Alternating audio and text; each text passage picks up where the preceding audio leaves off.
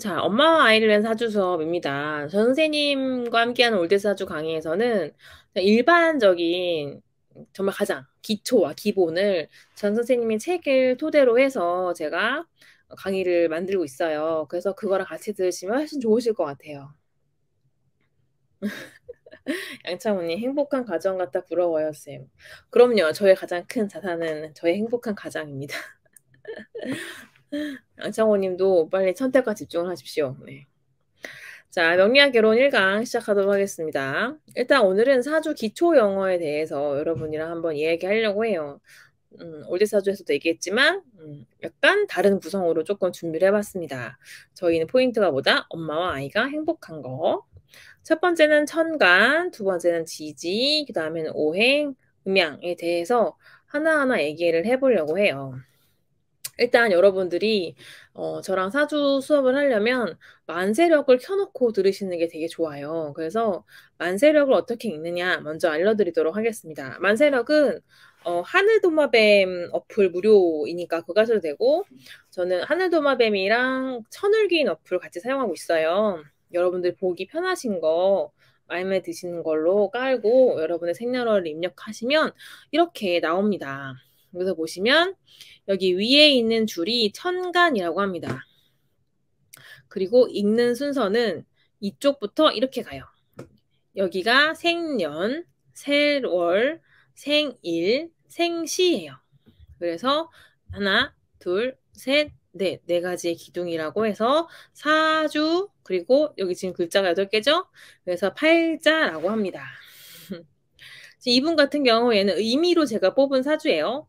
이민년에 개축월에 기사일에 갑술시에 태어난 분인 거예요. 여기서 지금 본원이라고 써 있는 것이 나의 일주에 해당하는 나의 일간, 이 일간이 나거든요. 일간, 이 기둥을 일주라고 합니다.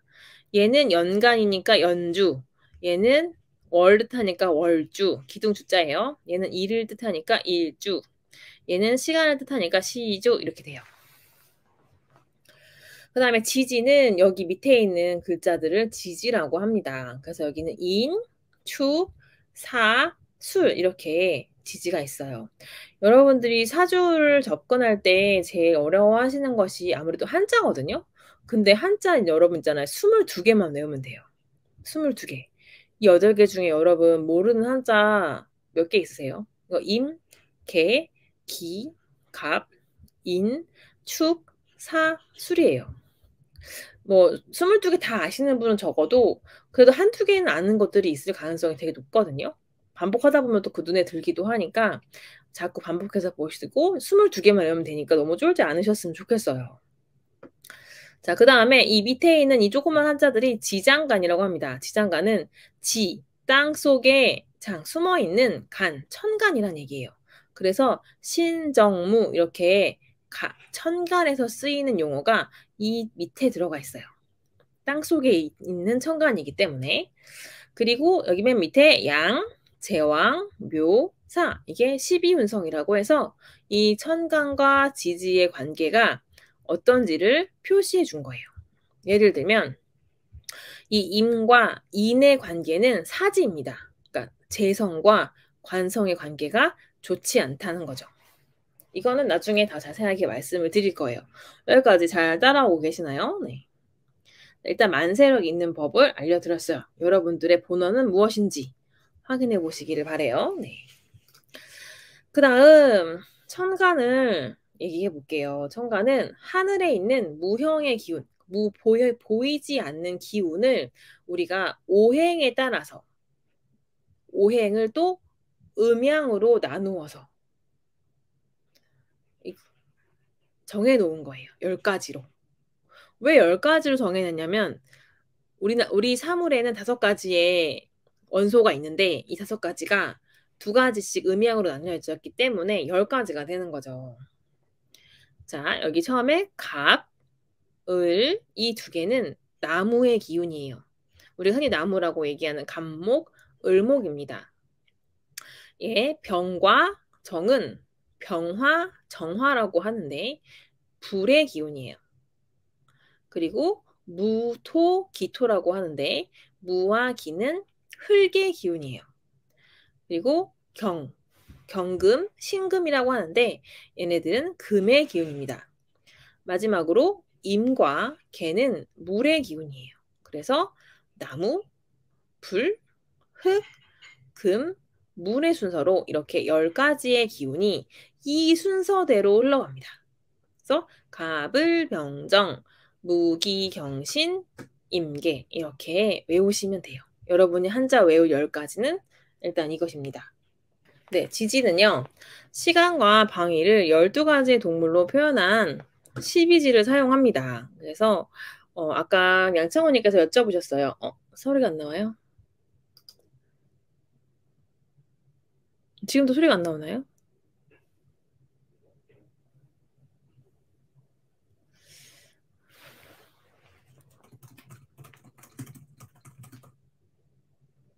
나와요? 잘 들려요? 깜짝 놀랐네. 아까 제가 빠져서 그랬나 봐요. 자, 지지는요. 자축, 인묘, 진사, 오미, 신유, 수레 이렇게 얘기를 합니다. 이 12가지 동물을 시간의 순서대로 나눈 거예요. 근데 어떻게 이 동물들을 나눴느냐? 일단은 이 12지 그 띠라는 이건 중국에서 좀 만들어지긴 했죠. 그쵸? 네.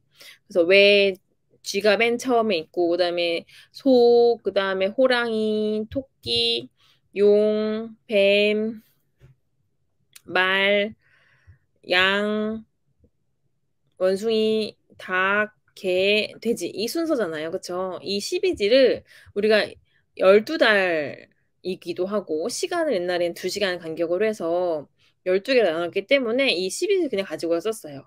근데 우리가 사주에서는 이 띠의 뭐 뱀의 특징이나 뭐 소띠의 특징 이런 걸 잘 쓰진 않아요. 그래서 그런 특징보다는 이 자는 물의 특징을 가지고 있고 축은 땅이고 인과 묘는 나무고 지는 흙이고 사와 오는 불이고 미는 다시 흙이고 신유는 금이고 술은 땅이고 해는 물이다. 이게 더 중요하지. 이게 무슨 이게 쥐띠니까 쥐의 성질을 갖고 있다. 뭐 이런 것보다는 물론 그것도 참고할 수 있긴 하지만 기본적으로 오행은 우리가 잘 기억하고 있는 것이 더 중요하다. 자축, 인묘, 진사, 오미, 신유술에 제가 이거 한자를 쓰려다가 한자를 마음에 드는 이미지 못 찾아가지고 제가 그냥 한글로만 썼어요. 한 자축, 인묘, 진사, 오미, 신유술에 이것만 조금 외워주시면 됩니다. 그래서 오행에 대해서 다시 자세하게 얘기를 해보도록 할게요. 오행은 나무와 불과 흙과 금과 그리고 물로 나뉘어져 있어요. 근데 이 나무라는 것이 우리가 뭐 간목, 을목 이렇게 얘기를 하지만 이 나무가 진짜 나무를 뜻한다기보다는 나무는 땅 속에서 자라서 위로 올라가려고 하잖아요. 그렇게 위로 가려고 하는 상승하는 기운을 우리가 목이라고 표현을 합니다. 그리고 불 같은 경우에는 빛과 뒤로 가야겠다.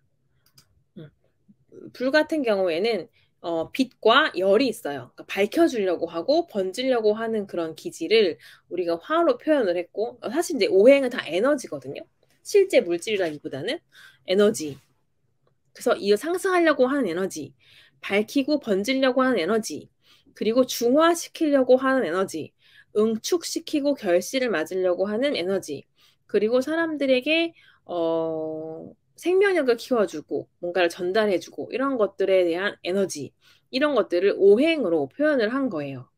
그러니까 여러분들이 진짜 나무와 불과 흙 이렇게 생각하시면 나중에 사주를 푸실 때 조금 막힌 게 있을 수가 있어요. 그러니까 어떤 운동성을 가지고 있는 에너지냐 그거를 기억하시는 게 더 중요하다.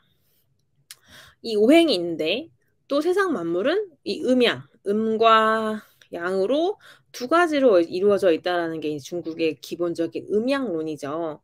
이 오행과 음양이 합해져서 이렇게 나타납니다. 오행도 양과 음에 따라 두 가지로 나뉜 거예요. 그래서 천간이 10가지가 된 거죠. 간목은 굉장히 큰 나무, 엄청 역동적으로 성장하려고 하는 위로 올라가려고 하는 에너지를 간목이라고 합니다. 그래서 제가 간목일주 같은 경우에는 앞서려고 하는 에너지가 많기 때문에 간목일주의 특징으로는 리더십이 있어요라고 많이 말씀을 드려요. 제일 1번을 해야 되거든요. 남들보다 내가 먼저 튀어나와야 되고. 그래서 간목일주들은 보통 리더를 하거나 뭔가 이끌고 경쟁력과 승부욕이 강한 성질을 갖고 있는 것들이 간목입니다. 그러니까 진짜 남보다는 아까 말씀드린 것처럼 위로 가려고 하는 그런 에너지라고 보시는 게 좋겠죠. 을목이라는 거는 같이 위로 올려가려고는 하는데 을목은 약간 옆으로 퍼지려고 하는 그걸 이제 굴성이라고 또 얘기를 합니다. 그러니까 얘는 무조건 내가 대쪽 같은 경향을 가지고 있다면 을목 같은 경우에는 조금 융통성을 가지고 있어요. 때에 따라서 내가 꺾일 줄 아는 그런 에너지예요. 기본적으로 상승하려고 하지만 눈치 좀 봐가면서 하는 거기 때문에 앞서는 건 좋긴 좋은데 내가 낄 때와 안 낄 때를 잘 안다. 낄낄 빠빠가 되는 거죠. 그런 것들이 을목의 특징입니다. 네. 그 다음에 병화와 정화가 있어요. 병화는 빛이라고 흔히 표현을 해요. 태양. 세상에서 가장 밝은 태양. 이거를 빛이라고 합니다. 여러분 태양은 되게 높은 곳에 있고 그리고 만물을 비춰주고 사람들이 늘 위에서 쳐다보잖아요. 그러니까 이 병화 일주이신 분들은 자기가 주목받는 걸 굉장히 좋아해요. 사람들이 나 다 봐줬으면 좋겠다는 거예요. 난 태양이니까. 그래서 병화일주의 특징은 앞에 나서는 일들을 하면 좋아요. 아까 간목일주도 리더십이 있기 때문에 앞에서 잘 나서지만 약간 특징이 달라요. 간목일주는 리더십으로 선생님 같은 걸 잘한다면 병화일주는 엔터테인의 기질을 좀 더 갖고 있다고 볼 수가 있죠. 정화 같은 경우에는 빛이 아니라 불에 조금 더 열의 에너지를 가지고 있다고 봅니다. 그러니까 온기, 따뜻함 이런 거예요. 둘 다 세상을 밝혀주는 어둠을 밝혀주는 성질을 가지고 있는 건 똑같지만 얘는 조금 더 추운 것을 없애는 세상에 온기를 더하는 집중력이 있는 이런 존재인 거예요. 그래서 이 정화일주이신 분들은 하나를 깊게 파고드는 능력이 있어요.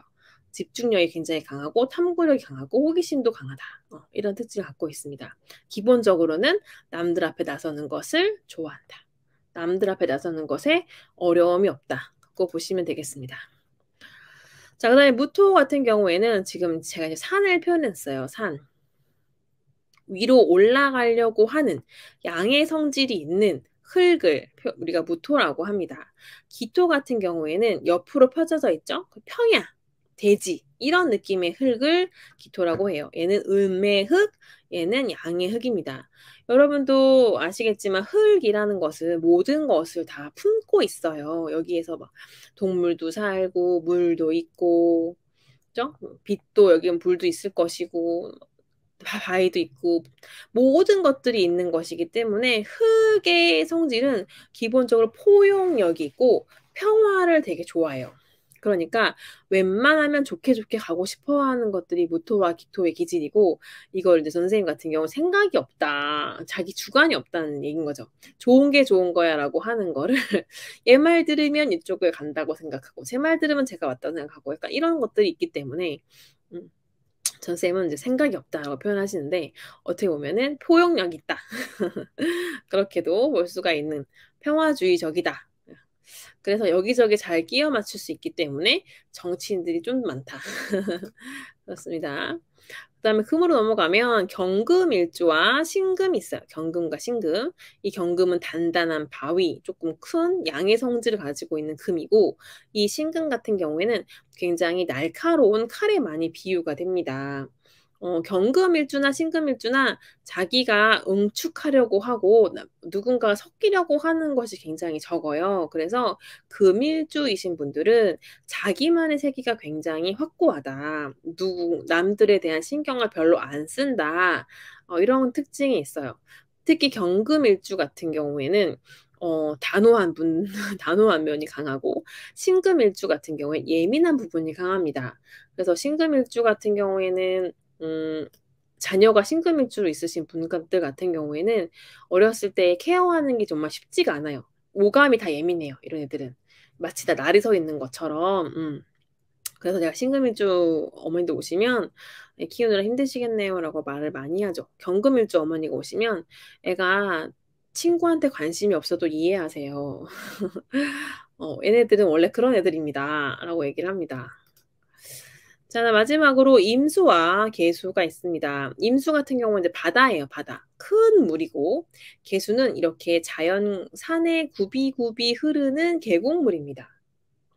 계곡물.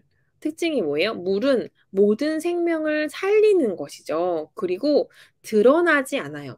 앞에 간목이나 병화가 엄청 잘 드러나는 사람들이었다면 임수와 계수는 드러나지 않습니다, 물의 속성에 의해서. 그래서 감정도 잘 안 드러내고 자기 생각을 잘 표현하지 않아요. 하지만 물이라는 것이 없으면 안 되는 성질이기 때문에 사람들을 도와주는 것, 이타심들이 굉장히 강하고 생각을 많이 하는 사람들이 많아서 이 임수와 계수는 기본적으로 이과적인 자질을 가지신 분도 많고 그리고 똑똑하신 분들이 좀 많더라고요. 많은 걸 다 담고 있어서 그런지 생각을 참 잘하시고 그래요. 임수이면서 금이 많으면 이과 기질이 되게 많습니다. 임수와 계수분들은 그렇고 계수분들은 특히 내성적이지만 자기가 숨어서 뭔가 남들 도와주고 이럴 때 굉장히 성취감을 느껴요. 임수분들은 약간 마이웨이 기질이 조금 있긴 합니다. 전데요. 누가요? 임수가? 네. 민트 초코치니 둘 다 신금일주. 아 그렇군요. 임수와 계수. 그렇습니다. 오늘은 이렇게 천간에 대해서 기본적인 얘기를 했어요. 그런데 저희가 다음 시간에 이 강에서는 이 오행 간의 관계를 더 살펴볼 거예요. 오행 간의 관계를 어떻게 살필 거냐면 상생과 생극으로 나눌 겁니다. 상생은 뭐냐면 엄마가 자식을 키워주는 것 같은 관계예요. 그러니까 인성과 식사의 관계가 상생, 서로 낳고 도와주는 관계 상생이고 생극은 아빠와 자식 간의 관계입니다. 여기 아빠와 자식은 너무 사이가 좋아 보이는데 원래 자식과 아빠의 입장에서는 자식이 아빠를 뚫고 올라가야 되는 관계거든요. 아빠를 이기고 올라가야 돼요. 그게 생극의 관계입니다. 그래서 그렇게 부모 자식 간의 관계를 가지고 좀 더 잘 대입을 해서 제가 이 강에서는 상생과 생극의 관계에 대해서 준비해 오도록 하겠습니다. 도움이 되셨다면 좋아요, 구독 부탁드립니다. 네.